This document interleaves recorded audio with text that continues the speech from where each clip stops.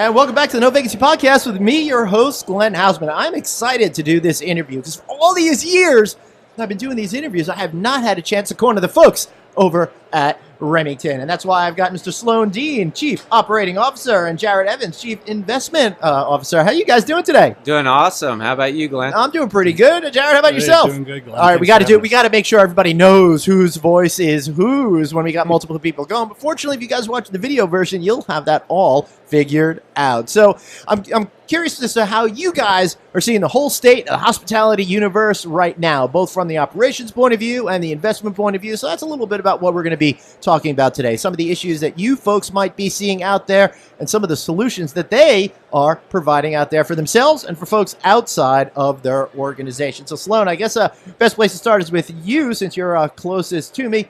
How is the state of hospitality when it comes to the good folks over at Remington?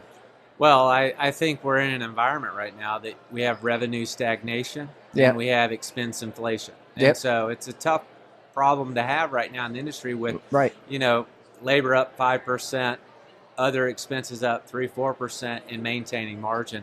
And for us, we think differently than other operators. We started 50 years ago as an owner-operator. Mm-hmm. And so we're hyper-focused on flow-through. And we're having to find it in new places. So we're looking at ancillary revenues, everything from parking, AV charges, et cetera. How can we maximize profit? And then also looking at the labor market differently. We utilize J1s more than we ever have. Right. Unique labor relationships like contract labor that we utilize in certain markets where it's advantageous. And then also looking at non-labor expenses. Right. We just renewed a deal for our procurement that saved us a couple $1 million. We are renegotiating just about every contract we have, and I think it's that kind of approach that you have to take in this environment. Everything's on the table. It really is. And man, you just threw out a whole lot of stuff there real quick. So we're going to have to break that down, I think, a little bit. Let's start at the end, the last thing you said, reevaluating every single contract you have out there. This is a great strategy that I see that a lot of management companies are out there and other companies are doing as well, because just because you're paying something doesn't mean you need to keep paying that same amount every year, right? So what is that process like for you when you think about going into renegotiating these contracts for all of the services that you have? Well, it depends on the service, but when it comes to central procurement, I think it is being open to an annual RFP process. Right. I mean, everybody we do $250 million in expenses a year. Everybody wants to play in our sandbox. No doubt. And so, we try to negotiate annual agreements and keep everybody honest. And we run a full RFP process every year. Now, that's a lot of work. Yeah. But it's what you have to do in this environment. You can't lock yourself into multi-year agreements. You have to be open to new relationships. That's first. Mm-hmm. It's running a full RFP and seeing what's out there. The second is just questioning everything. Right. Like you said, just because we've had Coke products in all our hotels for 10 years doesn't mean we need to continue to do that. Right. We've changed out audio-visual partners, parking partners. We've changed out elevator maintenance partners all in the last 12 months because it's something we had to do from a cost perspective. And so we've taken the approach that everything's on the table. At the end of the day, we want to maximize profit for our owners. Right. Now I'm going to get to Jarrad in just a second. I always feel uncomfortable when somebody's not talking, but you guys have two totally distinct kind of universes, so we got to try to pull that together. But I got to ask you about the J1 question. That, of course, is a visa, right? Could you explain a little bit more to our listeners specifically what that does for you and how you're able to deploy it in your properties? Yep. So we used a J1 visa is basically an international right to work. You can for up to 12 months, and then they can extend for another 12 months.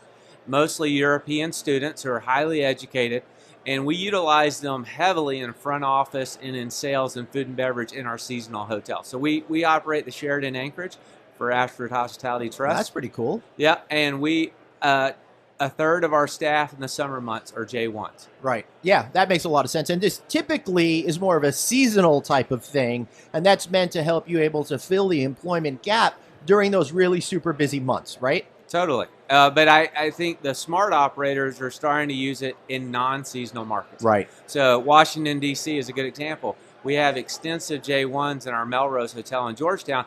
They're better trained in a lot of cases. You have a college degree, highly educated, European, service-oriented, that you can put in with limited training and can provide great service, and they want to come to America and have some experience. Right. So it's kind of a win-win for them, a win-win for us, and a lot of them are actually multilingual. Right. So it works in great urban cities where you have a lot of different languages being spoken. Especially some of the big cities where lots of folks are coming over from Europe, they can make that connection Absolutely. a little bit easier. And as you know, in hospitality, it isn't necessarily about the things that you have there, although that's really important, but it's about those one-on-one connections you make with the staff. Those are the memories that you bring home, right? Absolutely. All right, so Jarrad, let me bring you in over here. You have anything to do with getting that hotel in Alaska up there in Anchorage? A little bit before my time. Glenn, okay. So what's the environment like out there for you guys right now? Sure. There's been, there's been a lot of consolidation out there in the industry, and I've seen more management companies, for example, pop up in the last 10 years than I could even think of.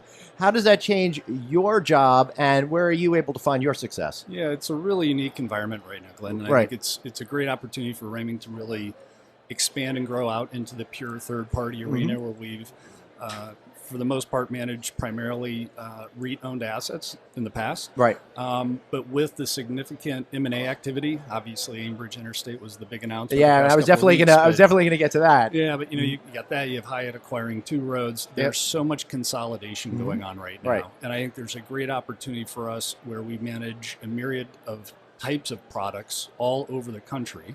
To really have a differentiating point. And given that we have this platform that was built off a supportive owner-operator model, we have a very positive, disproportionate amount of resources within the company to support our managed properties going forward, which I know is a huge differentiator. If you look at the ratio of support staff to properties operated, we're going to have an offering that's going to be incredible. Yeah, so how many properties are you guys managing right now? 86. That's a whole lot of properties, but now all of a sudden Ambridge and Interstate have merged. That changes the whole industry, right?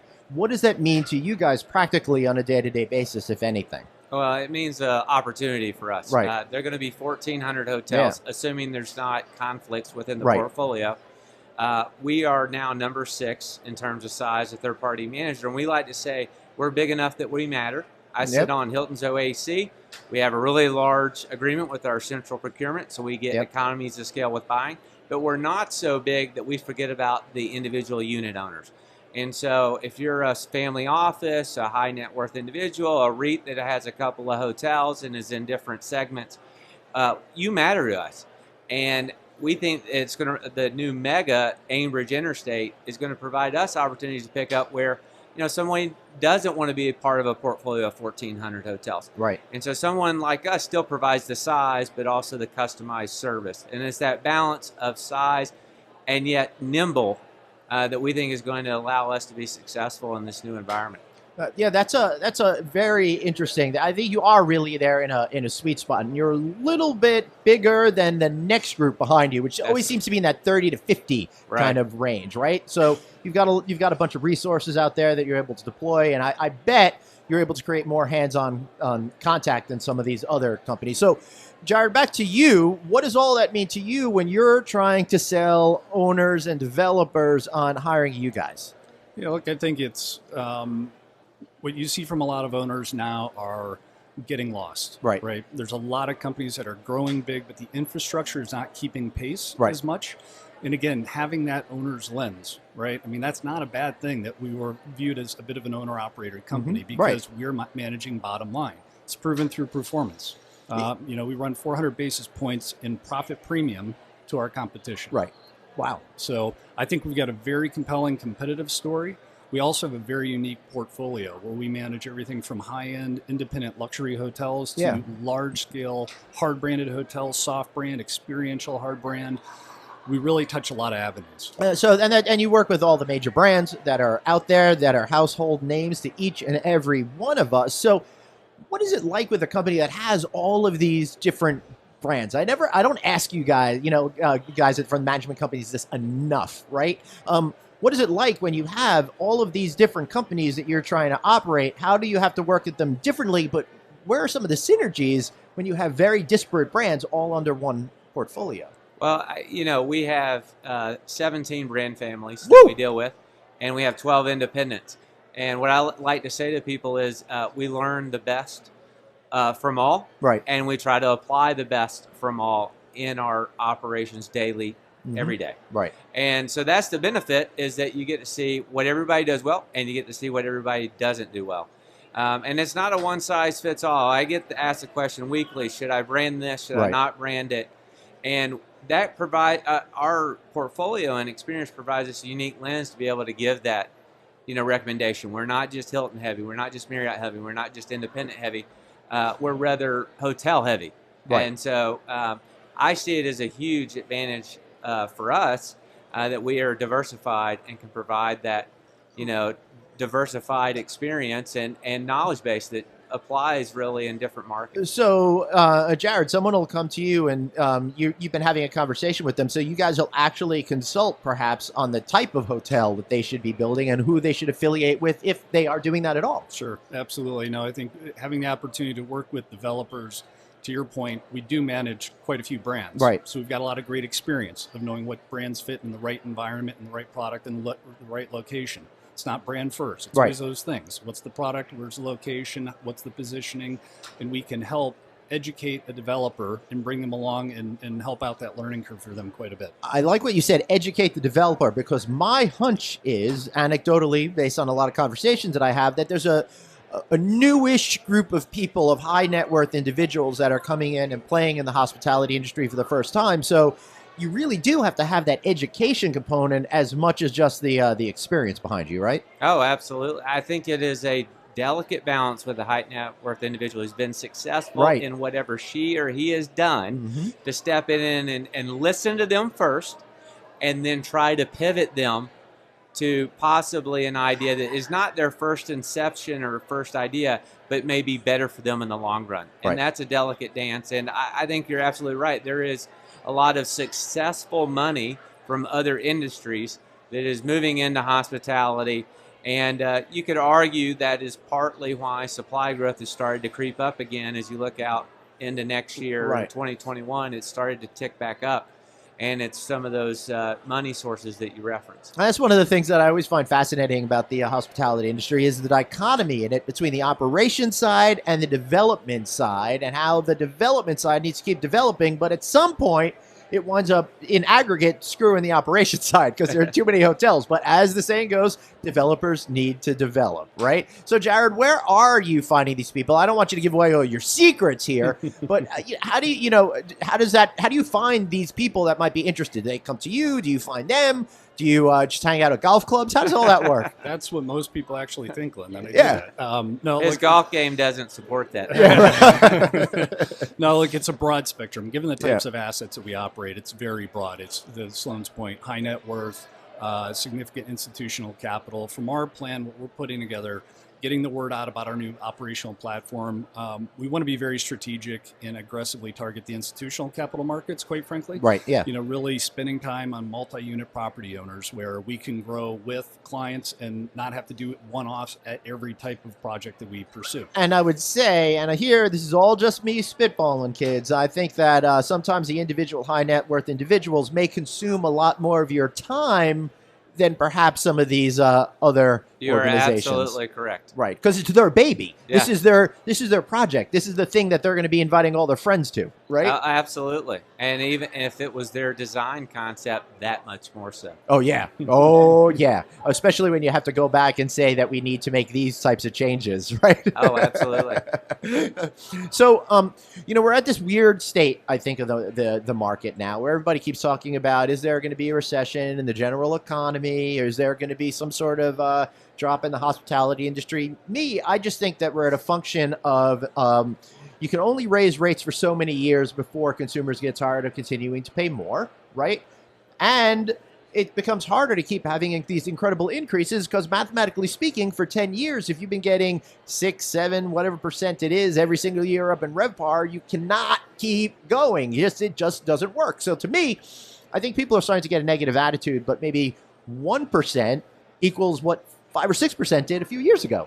right, in terms of raw dollars. Am I wrong there? This is kind of where I kind of want to be educated. I think a there's bit. some tidbits you have there that are correct. Yeah. I would say in the institutional side, I would like to think that the negativity is built in. I mean, if you look at the valuations the REITs are trading at, you look at the divergence of private sale hotel value versus public market, that I like to think that a lot of the negativity is already baked in. And I'm with you. I mean, everybody wants to predict this recession and almost self-inflict it. That's right. Like, a trade war, okay, labor market, supply is going to take us in. And we could just have a very protracted cycle that we haven't experienced. Who's to say it couldn't drag on for another 2 or 3 years? I think the challenge in the industry right now is that you have such a hard labor market. Right. We have over 1 million open jobs in the industry, and that's putting a real pinch on operations and margins. And I think that's the more short-term acute problem. Right. We can't find people, and when we do, we're having to pay them 20% more. Yeah. So what does that mean for you in terms of going forward when you're thinking about maybe ways to not need all of those full-time employees? I'm talking about automation and that kind of stuff, which I think is going to have great success behind the scenes where you're not having the interactions with human beings. No, I think automation is something that we're looking at. We've automated some back-of-house operations to try and save, accounts payable, for example. I think one thing that's naturally going to happen is you'll see front desk staff draw down as mobile key direct to room. Yeah, I agree. Becomes a higher adoption. It's one of those things that it's not linear. You kind of have to get to a certain adoption. It's about 20 or 30% of overall check-ins, and then you can kind of drop a couple staff members down. I think that's a natural. I think housekeeping is another that, with automated vacuums and some other things. I think that makes sense. Plus, I think there's a consumer shift of if the hotel industry could get people to realize you don't need the housekeeping every single day. And it's interesting to me that that's something that has been so sacrosanct, but I'm not so sure the customers care all that much. The hotel that we're staying in right now, or at least I am, I don't know if you guys are able to get into the room block at all, but they offer a certain amount of points if you want to forego getting your bed made. And quite frankly, I don't need them coming in every single day. Yeah, and I think that's going to become more common. I mean, our Make a Green Choice program that we have in our hotels, we're at about 12% adoption. I think that's significant. Yeah, it's significant. That's got to add up to several housekeepers, depending on the size of a place. Yes, it is millions of dollars on an annual basis for a large portfolio, and I think that's going to become more and more common, and not necessarily. I think partly for what consumer choice and behavior, but also the fact that there's a green component. And people are becoming more and more green conscious every day. And speaking about green, let's take it over to the development side, right? So we can bring Jarrad back into the conversation. Are you seeing when people want to develop new properties from the ground up that they're thinking more environmentally? And it doesn't have to be from, this is good for the world. It could just mean it's better for my spending money over the long term. Yeah, now I think obviously you can see the industry trend with all of the sustainable development that's going on, really all over the world for that matter. Yeah. And it's great that there are different levels of, call it sustainability, right? Different LEED certification levels and tiers, and some are going over the top, and God bless them if they have the clientele that wants that. So I think it's a good opportunity. It's a good offer. That's kind of the way of the industry right now, is being as environmentally sustainable as possible.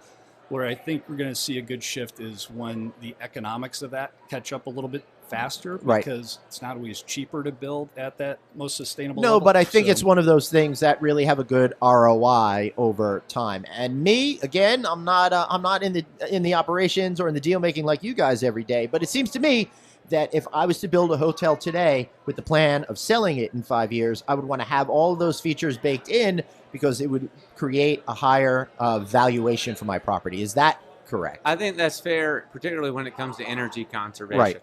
So you look at utilities. So take we operate Bardessono in Napa County. It is one of the most efficient commercial buildings that's in existence. And you're right, it runs a higher net operating income because it uses less water, uses less energy, and it uses less, basically every utility you can think of. And that translates into cash flow, but also it translates into long-term lower costs.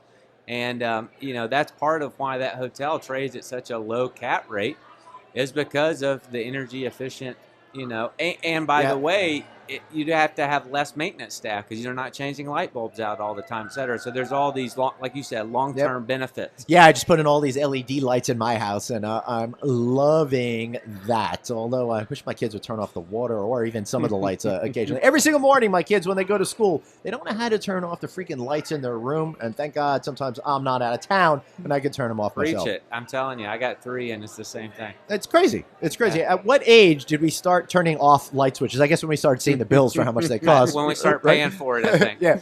And let me say one thing about Barcelona. Now, I've never been there, but I've seen so many photographs of that place, and it is so freaking gorgeous. What a great hotel that is. Oh, we're blessed to have it in the portfolio. It is one of the most unique hotel experiences you can have. So. Awesome. All right, so wrapping this whole thing up, Jarrad, what do you see in terms of your goals for development in the next couple of years? It doesn't have to be exact numbers or so, but what are you hoping to achieve here? Yeah, look, we want to have a healthy pace. Yeah. We really do, Glenn. We're not going to do a bunch of deals just to get deals done. We're going to be very smart, thoughtful. We've got senior leadership and board level support and commitment to grow this the right way with the right clients, the right properties. And so we're going to be smart about it. How hard is it to say no to somebody? It's not that hard, quite frankly, if it conflicts with where you need to be.